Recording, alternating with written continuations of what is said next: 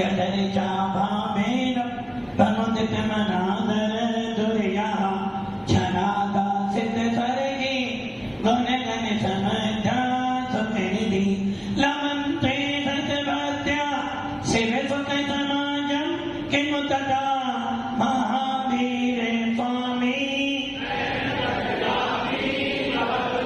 महावीर स्वामी महावीर स्वामी पूर्वावर्तननित्यं ज्ञान दर्शन नायिका चारित्र गंभीरा मोक्ष मार्गोपदेशिका पंच प्रवेशी भगवान की एक रानीनाथ भगवान की अंतिम सत्संगति भगवान महावीर स्वामी की आचार्य श्री कुंद कुंद भगवंत की आचार्य श्री विमल शंकर जी महाराज की आचार्य गुरुदेव सन्मति शंकर जी महाराज की तीन कामिनों करोड़ मणि राजों की द्वाद सांजलवनी माता की दिव्य तपस्वी वात्सल्य सम्राट आध्यात्म योगी आचार्य द्रोणेश्वर सुंदरता महाराज की आचार्य शक्ति की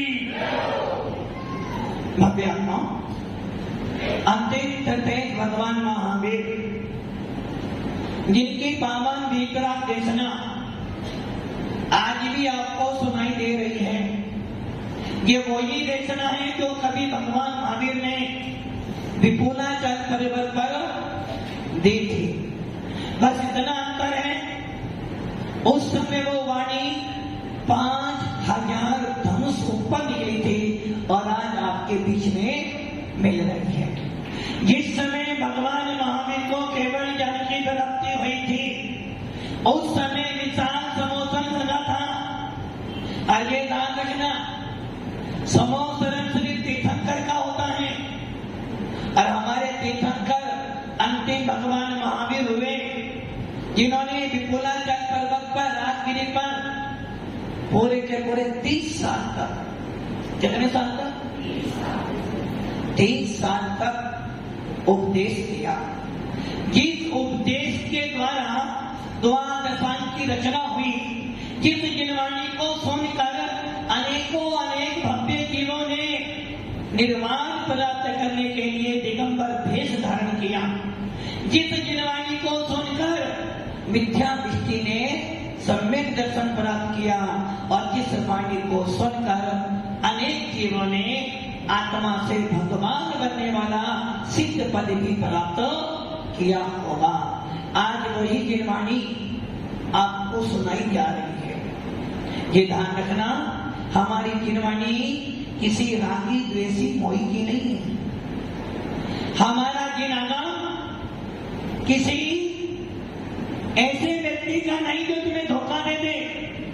हमारा जिन शासन वीतरागियों का है, हमारा जिन शासन सर्वज्ञ भगवान के द्वारा दिया गया है और हमारा जिन आगम हितोपदेशी के द्वारा दिया गया है। इसलिए ये ध्यान रखना, दुनिया की बातों में आकर इधर उधर के चमत्कार देखकर, इधर उधर की विभूति देखकर अपनी जिन शासन के प्रति आशंका उत्पन्न नहीं करना। जिस प्रकार सोना कीचड़ में भी गिर जाए तो अशुद्ध हो जाता है, चौधरी जी अशुद्ध नहीं होता।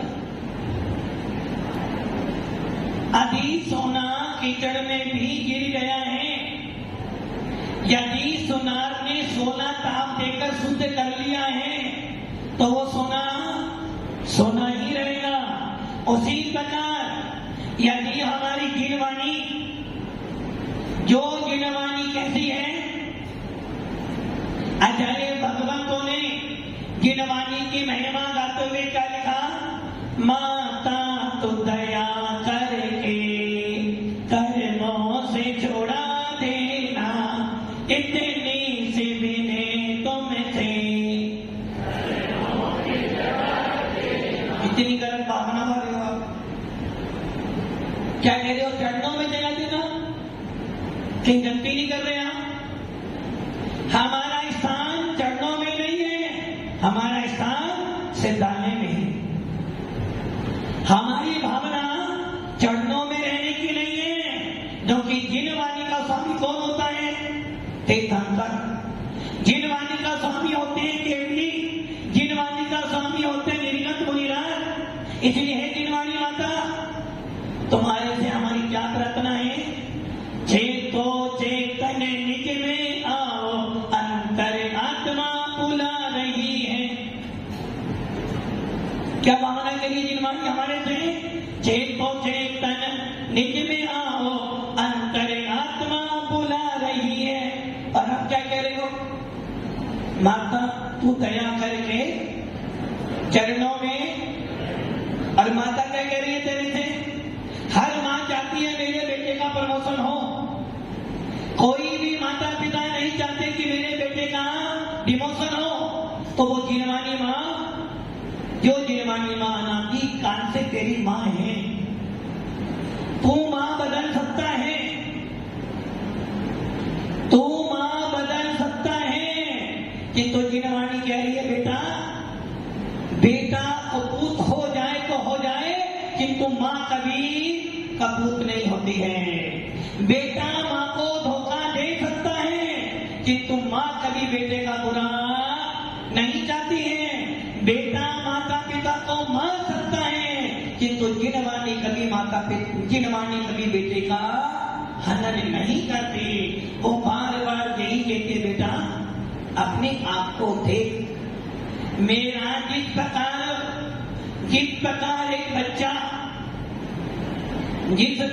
एक बच्चा अमरचंद जी, जिस प्रकार एक बच्चा अपनी माँ के आंचल का दूध पीकर पुष्ट हो जाता है, वैसे ही जिनवाणी माँ कह रही है मैं भी तुझे 4 आंचल से। पदम जी क्या करिए जिनवाणी माँ? आपने दूध पिया, एक आंचल से पिया जब इतने मोटे हो। जब एक माँ के आंचल का दूध पीकर तो इतना अच्छा बन सकता है, और यदि तूने जिनवाणी रूपी माँ के 4 आंचल से दूध पिएगा तो निश्चित तू केवली बन जाएगा। जिनवाणी माँ कह रही है बेटा तू मुझे भले छोड़ देना, किंतु मैं तुझे छोड़ने वाली, मैं तुझे, हाँ सुनते भैया, जन्म देने वाली कौन है? जननी माँ। वो तुझे छोड़ सकती है, तो उनको छोड़ सकता है, किंतु जिनवाणी माँ कह रही है तूने मुझे एक बार पकड़ लिया है,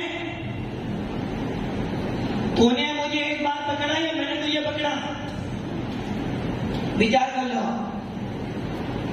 आपने जिनवाणी को पकड़ा है, जिनवाणी ने आपको पकड़ा है? आपने पकड़ा है। विष्णु ब्रह्मा जी ने जिनवाणी पकड़ी है, जिनवाणी ने विष्णु ब्रह्मा को पकड़ा। वो भी सोच रही है। ये ध्यान रखना, यदि बेटा माँ का हाथ पकड़ेगा, आशीष जी, यदि बेटा माँ का हाथ पकड़ेगा तो खो जाएगा। यदि बेटे ने माँ का हाथ पकड़ा है तो खो जाएगा, और यदि माँ ने बेटे का हाथ पकड़ लिया है तो कितनी भी आपत्ति आ जाए माँ गिर सकती है, किंतु बेटे को गिरने। अरविंद जी क्या करेगी माँ? बेटे ने अभी माँ का हाथ पकड़ा है तो वो भीड़ भाड़ में, कैसी भीड़ में? चौधरी की कैसी भीड़ में? राग देशमुख की भीड़ में वो हाथ, देख लो अपना बायोडेटा। जब तक शादी नहीं थी, पड़ोस वाले भैया, जब तक शादी नहीं हुई थी तब तक माँ लगती थी। विनय भैया बड़ी विनय करते थे माँ की। कब तक? जब शादी नहीं हुई थी। जब शादी नहीं हुई थी तो माँ सूखी रोटी भी देती थी तो बड़ा आनंद आता था। जब माँ अभी बिना घी की रोटी भी नमक से खिलाती थी तो लगता था 5 स्टार होटल से भी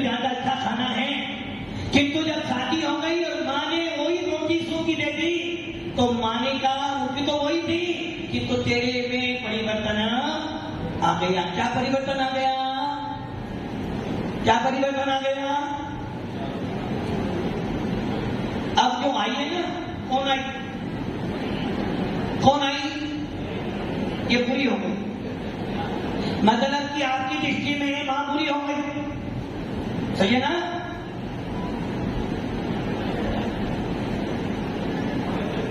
सुमित भैया, मां बुरी हो गई ना? मां तो बुरी है।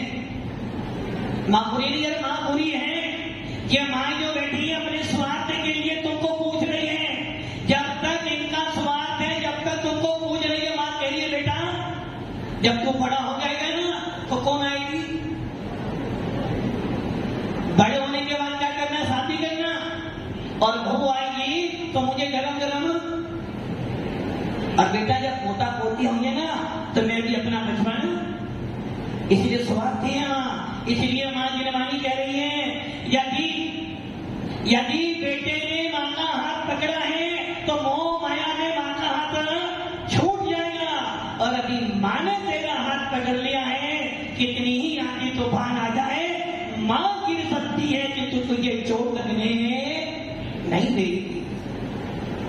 उसी प्रकार जिनवानी मां कह रही है चेतो चेतन निज में आओ, चेतो चेतन निज में आओ, अपनी खबर क्यों भुला दी है। जिनवानी मां कह रही है बेटा जब एक मां का आंचल भी था तू इतना बड़ा हो सकता है, और यदि तू मेरे चारों आंचलों को पिएगा, जब तू मेरे के अंदर, मेरी आत्मा के अंदर अपनी आत्मा को लगा देगा तो निश्चित तू केवल ज्ञान को प्राप्त कर लेगा। और जो केवल ज्ञान की प्राप्ति कर लेगा वही जिनवानी का स्वामी होता है। तो जिनवानी मां कह रही है बेटा मेरे चरणों में नहीं आना।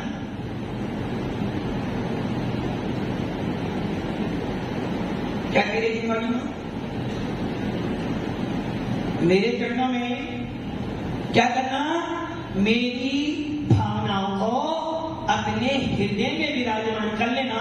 और जब अपने हृदय में विराजमान कर लेगा, उस पर चलेगा, निश्चित रूप से तेरा मोह विनाश को प्राप्त हो जाएगा। और जिस दिन तेरा मोह टूट जाएगा उसी दिन तुझे केवल ज्ञान की प्राप्ति हो जाएगी। इसलिए आचार्य भगवान कुंद कुंद स्वामी बार बार कह रहे हैं कि भैया इस जननी मां को छोड़ दे। किसको छोड़ दे? किसको छोड़ दे? इस जननी मां को छोड़ दे। यदि तुझे वास्तव में मां बनानी है, यदि वास्तव में तुझे मां का प्यार चाहिए, तो जीवन में ऐसी मां बना कि कभी ना छूटे। इसलिए आचार्य भगवंत कह रहे हैं कुंदन स्वामी जिनवानी को अपनी मां बना ले। और वो जिनवानी केवल ज्ञान से पहले तुझे छोड़ने वाली नहीं है। जिस दिन तुझे केवल ज्ञान हो जाएगा वो जिनवानी मां कहेंगी बस बेटा तूने मेरी इच्छा पूरी। आप जब जिनवानी की स्तुति करते हो क्या बोलते हो? माता तो दया करके। किंतु एक जिनवानी और बोलते हो ना, हे जिनवानी माता लखलाज हमारी जय जिनवानी माता, जय जिनवानी माता लखलाज हमारी। आप क्या करो जिनवानी माता से कि हमारी राज रख, किंतु वो जिनवानी माता कह रही है, वो जिनवानी कह रही है बेटा मैं तो हर क्षण हर पल तुझे उपदेश दे रही हूं। तो तू क्या कह रहा है? सात ग्रंथों का बोध नहीं है मैया, सात ग्रंथों का बोध नहीं है मैया, सात ग्रंथों का बोध नहीं है, हमको कुछ नहीं। तो जिनवानी मां कह रही है यदि तू चैन होने के बाद भी, देव साधु की सेवा करने के बाद भी यदि तुझे अपनी आत्मा का बोध नहीं हुआ तो समझने तूने मेरी नाम करो। इसलिए हर बेटा, हाँ भैया, हर बेटा अपनी मां की क्या, तुम्हारे पास दो चीजें हैं, एक तरफ मां, एक तरफ वो तेरा भाई। एक तरफ माँ एक तरफ वाइफ है। अब बता तुम्हें किनकी इज्जत रखनी है? आपको किसकी इज्जत रखनी है, माँ की या वाइफ की? सोच ले बेटा, अभी वाइफ यहाँ पर नहीं है तो बोलना। एक तरफ माँ रखी और एक तरफ पत्नी है। हाँ भैया, चश्मे वाले किसकी इज्जत रखोगे? अभी तो सब माँ बहू ने पता भी पत्नी नहीं है, इसे बोल दो जो बोल रहे हैं। ये ध्यान रखना, पत्नी लाखों मिल सकती है किंतु जिनवानी माँ मिलने वाली। इसलिए भव्य आत्माओं, वो जिनवानी माँ कह रही है बेटा मैं तो तेरी लाज हमेशा रख रही हूँ। जब तू पैदा हुआ तुझे मैंने एक ही उपदेश दिया कि तू भी भगवान आत्मा है, तू भी केवल ज्ञानी है। तेरा स्वभाव राग देश करना नहीं है, तेरा स्वभाव को मात्र जानना है। और पंडित दौलत राम जी ने 6 ढाला में बहुत सुंदर पंक्ति लिखी। 5वीं ढाल का पहला छंद, मोनी सकल पति बड़े भागी, भव्य भोगन ते बैरागी, बैरागे उपावन माही, चिंतई अनुप्रेक्षा। क्या कह रही है वो जिनवानी माँ? विनोद जी क्या कह रही है जिनवानी माँ? पंडित दौलत राम जी कह रहे हैं कि बेटा जिस प्रकार एक माँ अपने बेटे का पालन करते है उसी प्रकार की अनुप्रेक्षाएं कि जिनवानी माँ बार बार तुझे संबोधन करने की है बेटा तू भी भव्य जीव है, तू भी ज्ञानी है और तेरे अंदर भी वो सामर्थ्य है कि तू भगवान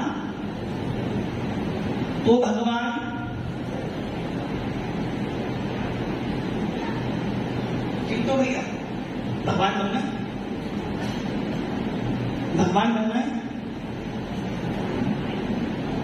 बोलो महाराज अभी भगवान भी अभी आपका भक्त बन जाऊं जब भगवान बनूं।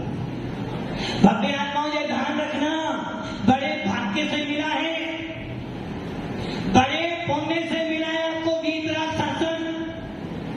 और अभी अब की बार चूक हो गई। एक भैया कल कह रहे थे ना, जब से महाराज जी आई हैं मेरे में परिवर्तन इतना हो गया है कि मैंने सारा त्याग कर दिया है और भावना ऐसी बन रही है कि मैं भी महाराज जैसा। ये ध्यान रखना, लोग कहते हैं कि पंचम काल में भावलिंगी मुनिराज नहीं होते हैं। लोग क्या कहते हैं चौधरी जी?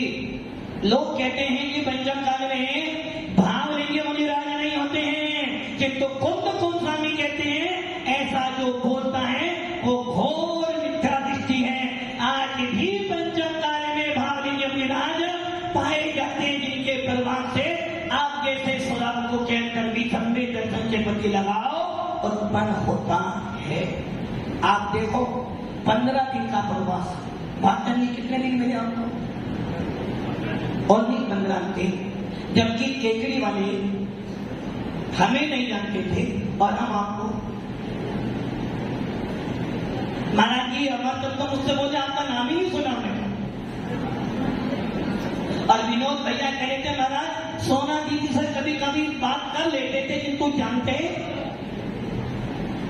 भव्य आत्माओं ये ध्यान रखना, जब जानते नहीं थे।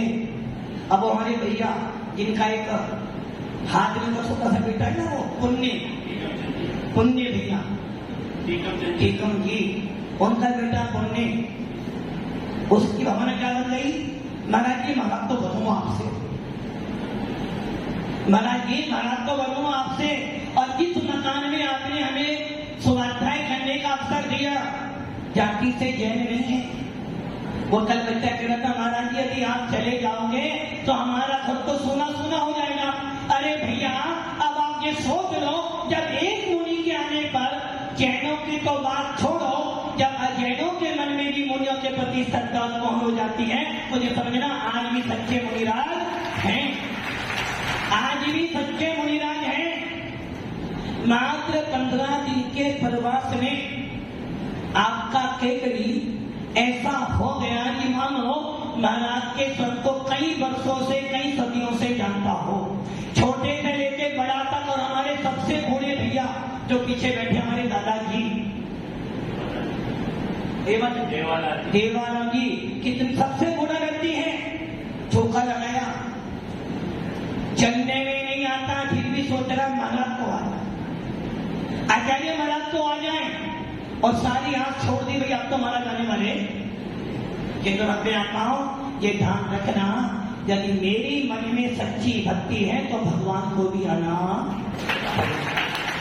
जिन जिन लोगों ने आस नहीं करी थी कि हमारे यहाँ भी कोई मुनिराज का हार होगा, उनके घरों में भी मुनिराजों का हार हुआ, और वो हार देकर ऐसे आनंदित हो गई कि मानो हमारे घर में तीर्थंकर से कहकर आ गई हो, पंचम काल का युक्ति से भव्य आत्माओं। इसलिए ये ध्यान रखना, मुनियों के आने पर परिवर्तन होता है।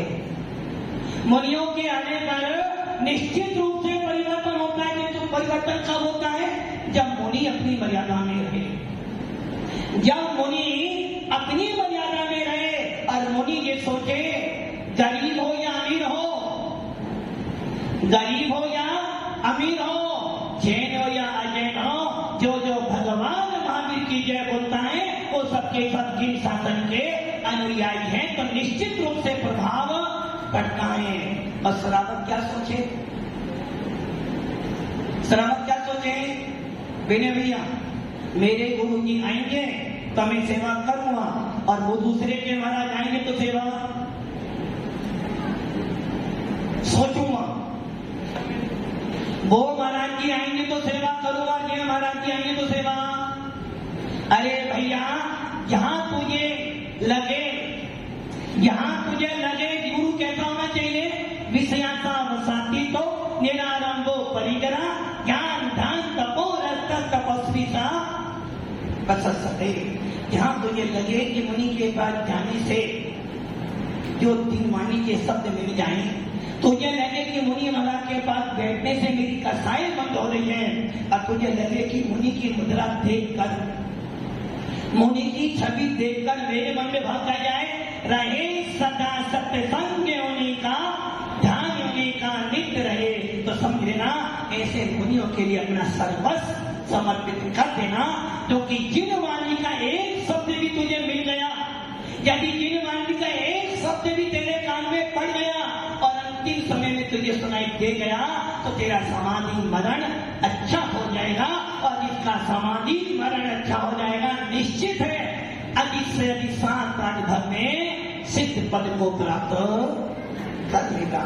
तो भव्य आत्माओं, जिन वाणी माँ बार बार तुझे संबोधन कह रही है कि बेटा मत खो, अनंत काल से चूक की है, अब की बार, हाँ भैया ठंडी हवा नहीं कूलर की, अब की बार चूको, अब की बार चूको, अब की बार अपना रास्ता, पापा तो गए, पापा तो गए, बेटा रहने आया। और भावना क्या है महाराज? तो ये ढंग लेना, जब तक निर्गंत नहीं बनोगे आत्मा का सुख मिलने वाला नहीं, और जब निर्गंत बनो तो ये भाव कर लेना कि हे भगवान निर्गंत तो बनो, किंतु निर्गंत बनने के बाद ऐसी साधना करो कि मेरी आत्मा के हाँ में मुनि हूं। ये ध्यान रखना, मुनियों की प्रशंसा करने वाले ही मुनि बनते हैं, और मुनियों की सेवा करने वाले भी मुनि बन सकते हैं। इसलिए आचार्य कौन कह रहे हैं, जो मुनियों को देखकर अष्ट पाउड़ में मुनिराज कुंद स्वामी अपने दर्शन पाउड़ में कह रहे हैं, जो मुनियों को देखकर आश्चर्य भाव करते हैं, जो मुनियों को देखकर मुंह फेर लेते हैं, और जो मुनि के सामने आने पर भी जिनके हाथ नहीं उठते, समझ लेना सबसे बड़ा अभागा अभव्य जीव है, कभी कल्याण होने वाला नहीं है। जो मुनियों को देखकर, जो मुनियों की छवि देखकर, जो मुनियों को देख सुनकर, और ये भावना वाले गुणी जनों को देख हृदय में मेरे प्रेम उमड़ आवे, बने जहां तक उनकी सेवा, समझना सभ्य दृष्टि के मार्ग पर जा रहा है। और जो मुनियों को देखकर, धर्मात्माओं को देखकर गुणी जनों को देखकर मन में भाव करते कौन से? गुणी जनों को देख के हृदय में मेरे क्रोध उमड़ आवे। वाचन जी सही है ना? ऐसे भी लोग हैं, ऐसे भी लोग हैं। गुणी जनों को देख के हृदय में मेरे क्रोध उमड़ आवे। बने जहां तक उनकी निंदा करके ये मन सुख पावे। ऐसे भी लोग हैं किंतु केकड़ी काहे के भी के कड़ी के मने केवल ज्ञान के मैंने केवल मैं ही हूं। भीड़ भाड़ हमारा सोचा है हमारा इनकी प्रशंसा कर रहे, हमारी नहीं कर रहे। अरे भैया तुम्हारा तो पानी पीना बाकी है, अभी तो आपने पानी मात्र पिलाया ही नहीं, घर का पानी तो अभी तो उधार का पानी पिलाया है।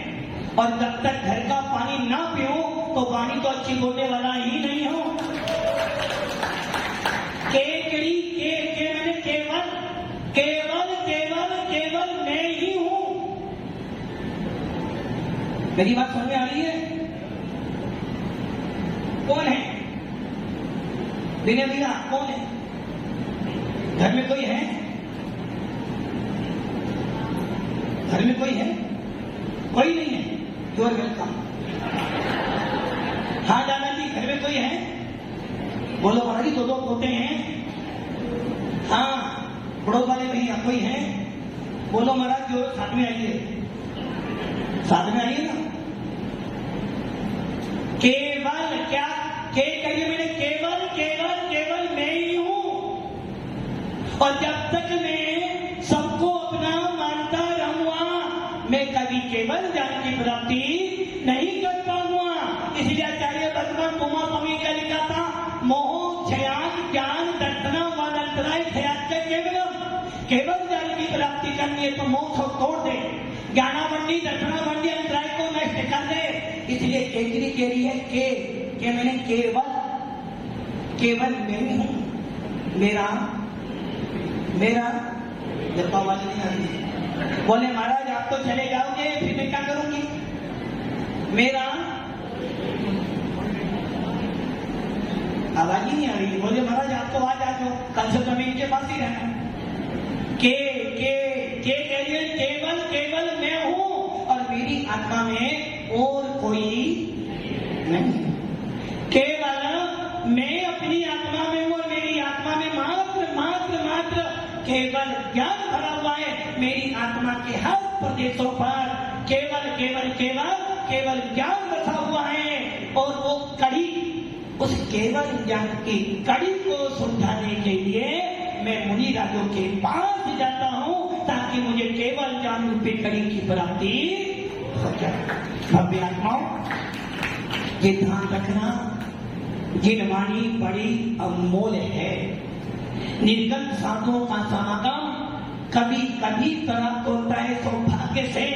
और केकड़ी का सौभाग्य रहा है कि साल 2024 में साधु में भी साधु आए, अभी भी साधु आए हैं और आगे भी चतुर्मास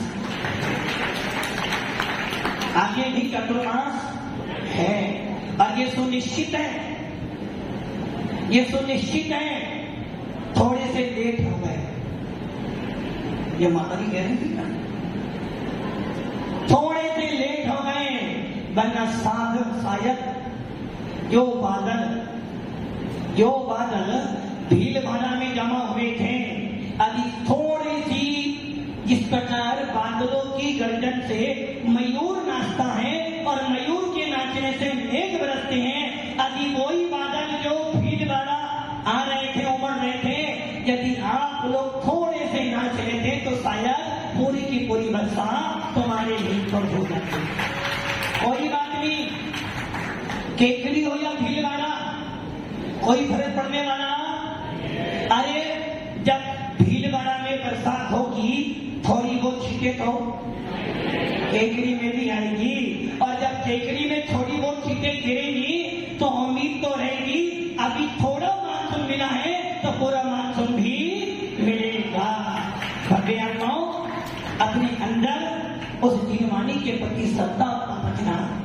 गुरुओं के प्रति श्रद्धा उत्पन्न करना। और वास्तव में अभी मेरे दिल से पूछो, यदि केजरी वाले 1 महीना पहले आ जाते तो शायद ये पूरा का पूरा चातुर्मास केजरी वालों को ही मिल जाता।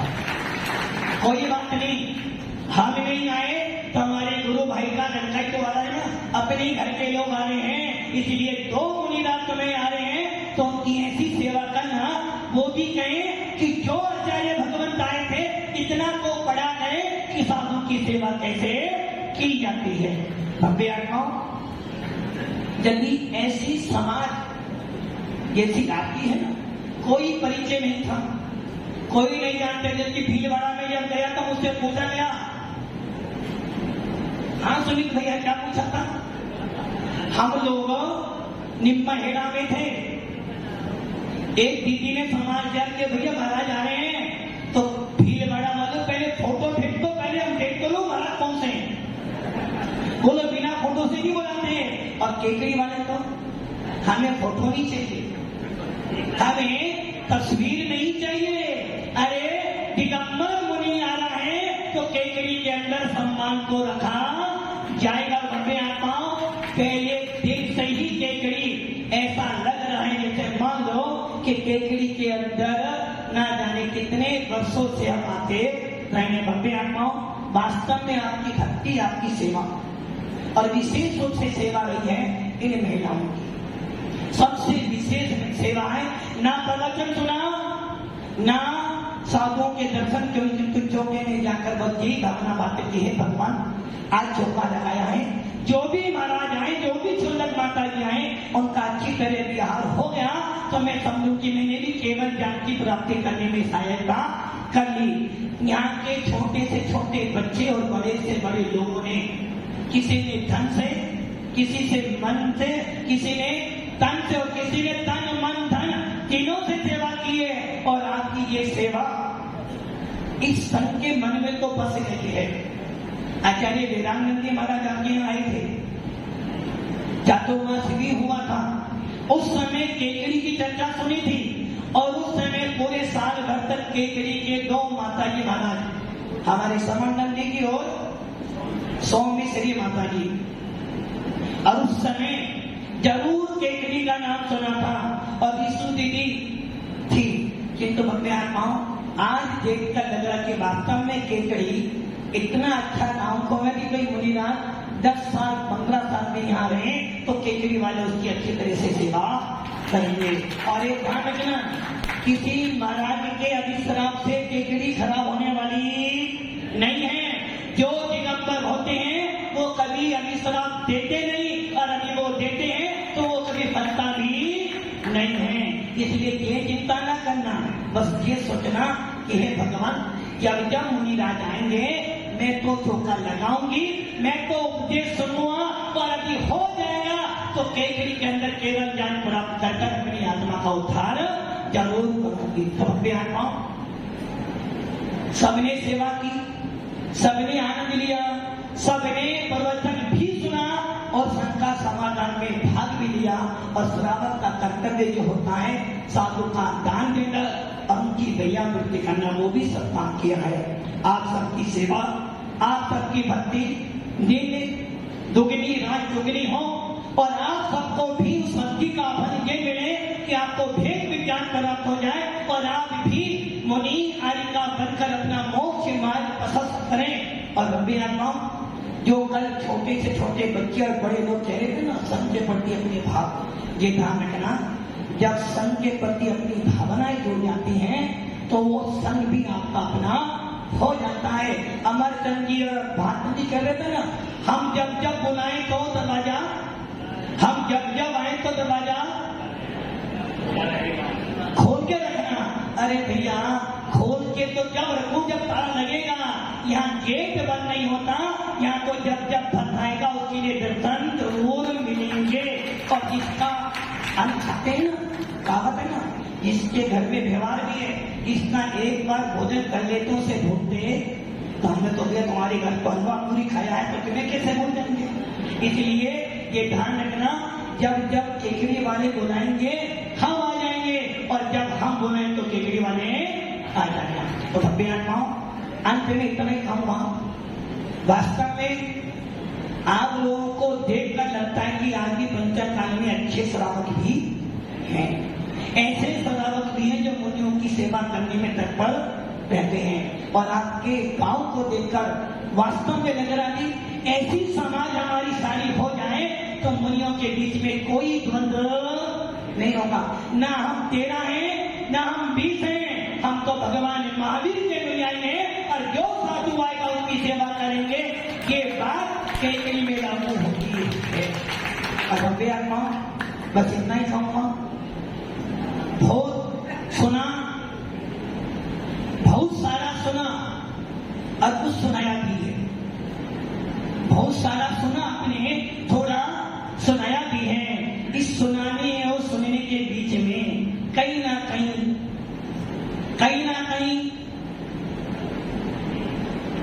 दिल दुख गया हो, कहीं ना कहीं प्रयास तो किया है पूरे संघ ने कि दिल ना दुखे और दिल ऐसा बन जाए कि भगवान ने तेरे से पूछे, भैया बता तेरी अंतिम इच्छा क्या है? तो केकरी वाले कहे कि हमारी अंतिम इच्छा है कि हमें निर्जन साधु का दर्शन हो जाए।